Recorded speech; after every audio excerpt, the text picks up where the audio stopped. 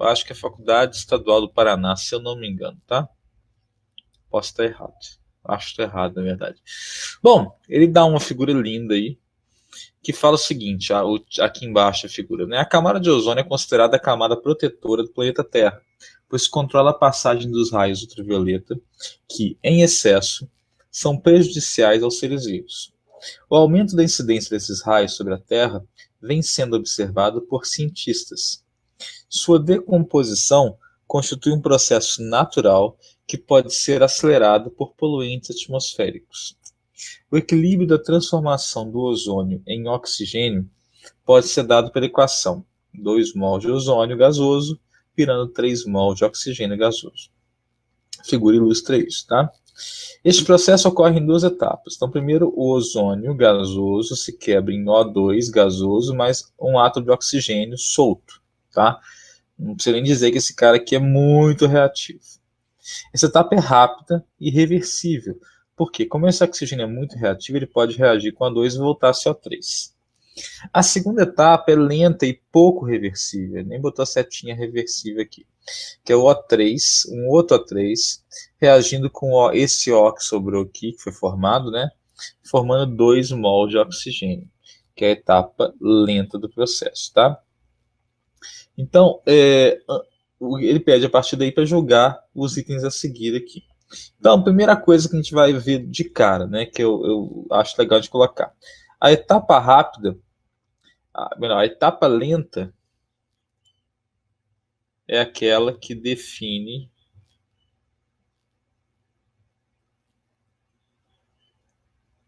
a velocidade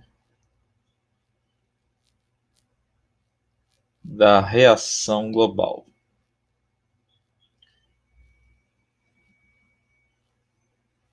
O que acontece então? Se a etapa lenta demora a acontecer, ela vai mandar na velocidade total da minha reação. Como eu falei, acho que foi para vocês que eu falei mesmo, né? Do exemplo de entrar num estádio de futebol. A etapa lenta é chegar lá. Então vamos ver, com base nos dados que ele deu, julga as afirmativas que se seguem. Deixa eu ver se tem mais aqui para baixo ou são só. Esqueci de cortar, são mais, eu acho. São. Só cortar de uma vez aqui para não ficar ruim. Estava em 2 páginas, pessoal. Desculpa. Deixa eu botar de uma vez. Aqui. Bom, aí ele fala assim, então, primeiro lá. A equação de velocidade que rege a decomposição do ozônio é V igual a K vezes O2 elevado ao cubo. Lembrando que a lei da velocidade depende dos reagentes, né?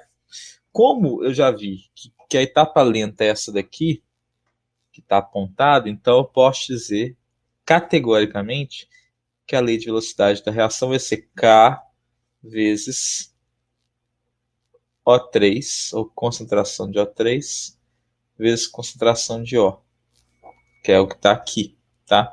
Isso aqui define a velocidade de todo o processo que está colocado aqui. Por quê?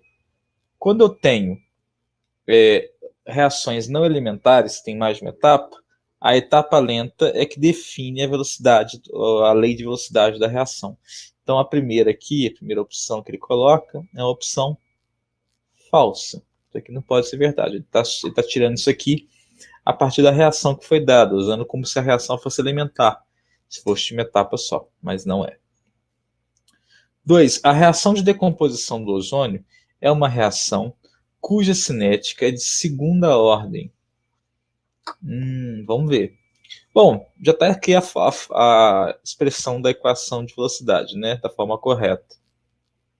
Eu vou ver aqui que o expoente aqui do O3 é 1 e o expoente aqui do oxigênio é 1 também. O que acontece então? Quando eu somo os expoentes, eu chego na ordem global da reação. Então, a ordem de reação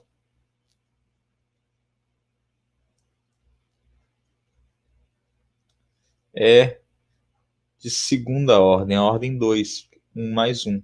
Isso é tal qual polinômios em matemática, tá? Você tem um termo xy, eu somo o expoente x e y para definir a ordem do polinômio, tá? Então, segunda ordem. Então, esse aqui está certinho. Beleza. Terceira.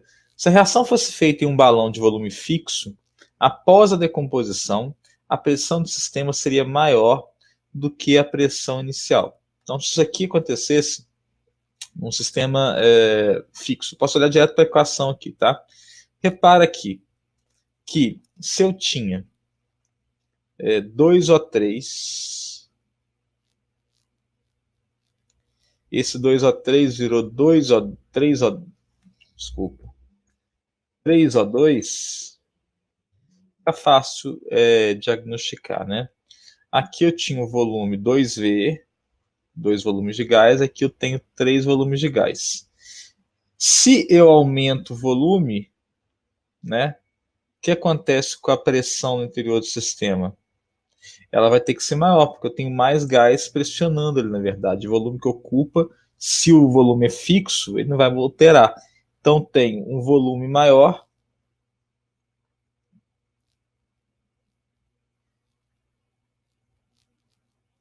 Eu vou ter também, se o recipiente não mudar de tamanho, uma pressão maior. Eu vou ter mais partículas de gás, né, pressionando, colidindo contra a parede do sistema. Então, tá certo. Beleza? Eu produzo mais gás do que eu tinha antes. Se o uso de um catalisador aumentasse a velocidade da reação, isso seria consequência da diminuição da energia de ativação da reação. Sim.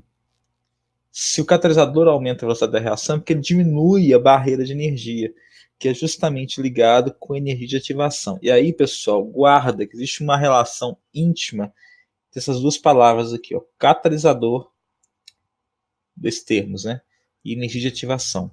O catalisador, ele diminui a energia de ativação da reação. É isso que provoca o aumento da velocidade dela, tá? Por último, se a velocidade de formação do O2 for 9,10 a menos 4 mol por litro por segundo num certo instante, o valor da velocidade do desaparecimento de O3 no mesmo instante será 18,10 a menos 4 mol por litro por segundo. Aqui eu vou ter que usar aquilo que a gente viu na última aula de exercício, inclusive, eu fiz uma questão dessa. A velocidade média da reação, ela é igual à velocidade, ou módulo da velocidade, né, do reagente, dividido pelo coeficiente estequiométrico dele, que é igual a módulo da velocidade do produto de formação, dividido pelo coeficiente dele. Então aqui, já me deu a velocidade, eu tenho que só fazer o cálculo envolvendo essa igualdade aqui, eu posso escolher, né? Vou pegar esses dois termos aqui para trabalhar. Com isso, eu vou ter isso aqui, ó. O V de O2 eu sei que é 9,10 a menos 4. Então, o V de O3 em módulo vai ser igual a 9 vezes 10 a menos 4 vezes 2 sobre 3. O V de O3, que ele falou que seria 18, na verdade vai ser 9 vezes 2, 18 sobre 3, 6, 10 a menos 4 mol por litro vezes segundo.